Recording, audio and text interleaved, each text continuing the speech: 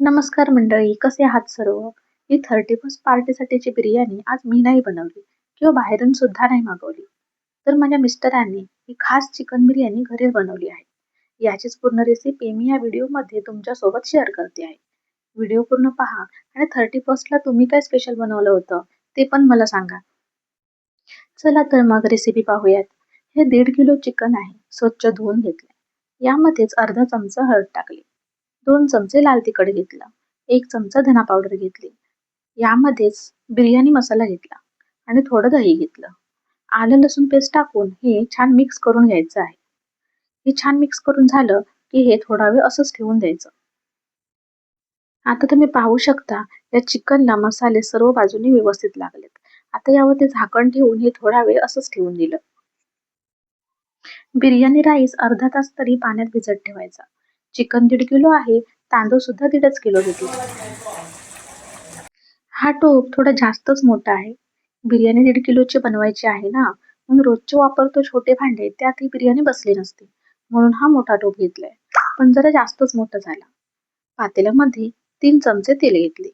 तेलामध्ये दालचिनी, तेजपत्ता आणि चक्रफूल असे खडे मसाले टाकून घेतले. मसाले थोडे तेलात परतले आणि उभा चिरलेला कांदा टाकला. कांदा सुद्धा तेलात छान परतून घेतला.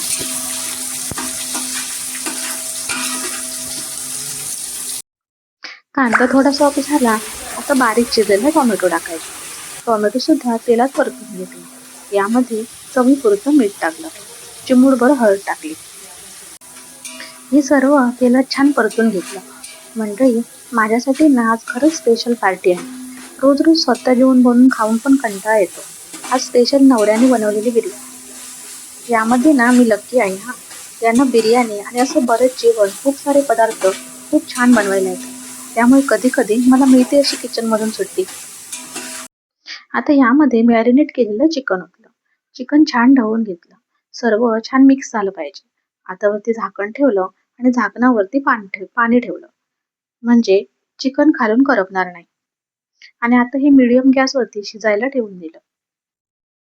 कॅमेऱ्यात नीट दिसावं म्हणून मी चिकनचा टोप उचलून या गॅसवरती ठेवायला सांगितला. आणि अजून इथे दुसरा टोप घेतला. टोपामध्ये पाणी घेतलं. पाण्यामध्ये 2 दालचिनीचे तुकडे घेतले आणि तेल पहा कसं स्प्रे करता येते.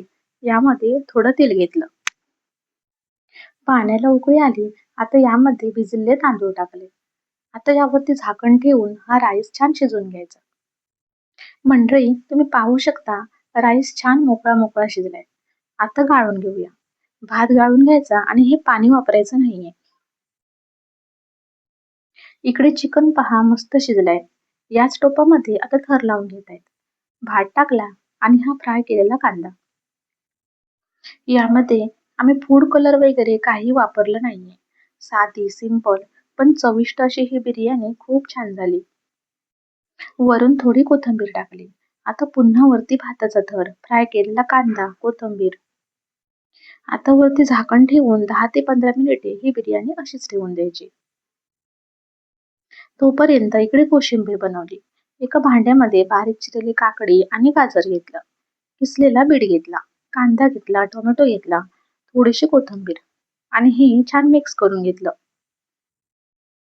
एक हिरवी मिरची बारीक चिरून टाकली आणि यामध्ये दही घालून मिक्स केलं. चवीपुरतं मीठ टाकलं. झाली आपली कोशिंबीर तयार. मी बीट जरा जास्तच किसलं होतं.